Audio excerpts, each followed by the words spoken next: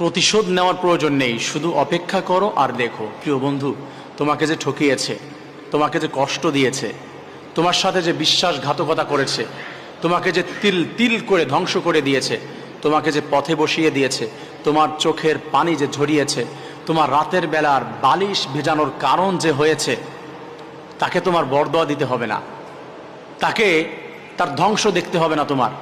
তুমি বরদোয়া দিও না, তুমি অপেক্ষা করো আর দেখো তোমার সামনেই সে ধ্বংস হবে। তুমি তো কান্না করেছো গোপনে, সে মানুষের সামনে কান্না করতে করতে নিজেকে শেষ করে দিবে, তারপরে মাসুল দিতে পারবে না অপরাধের। কষ্ট দিয়ে ঠকিয়ে কেউ ভালো থাকতে পারেনি, ইভেন কিয়ামত পর্যন্ত পারবেও না। তুমি অপেক্ষা করো, তোমার সামনেই দেখবে কারো কান্নার কারণ হয়েছে, সে শান্তিতে রয়েছে, আমি দেখি নাই।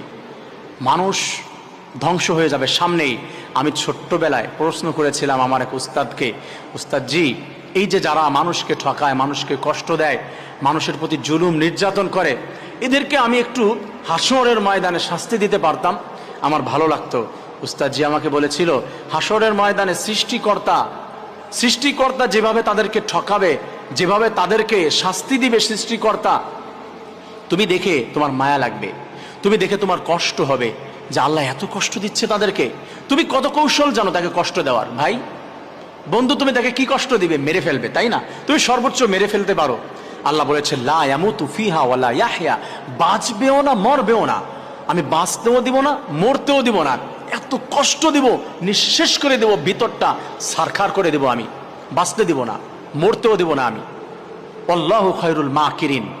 আল্লাহ বলছে তুমি আমার প্রতি ভরসা করো, তুমি আমার প্রতি ভরসা করো, আমার উপরে ছেড়ে দাও, প্রতিশোধ তোমার নিতে হবে না, আমার উপরে ছেড়ে দাও। ওয়ামাকারু ওয়ামাকারাল্লাহু আল্লাহু খায়রুল মাকিরিন। আল্লাহ তাআলা বলছে তারা ষড়যন্ত্র করছে, তারা ঠকিয়েছে, তারা জুলুম করেছে, আমি আল্লাহ রব্বুল আলামিন যখন কৌশল অবলম্বন করব, তারা তখন সরতে পারবে না, তারা ছুটে যেতে পারবে না। তুমি তো ছুটে আসতে পেরেছো, তোমাকে ছেড়ে দিয়েছে।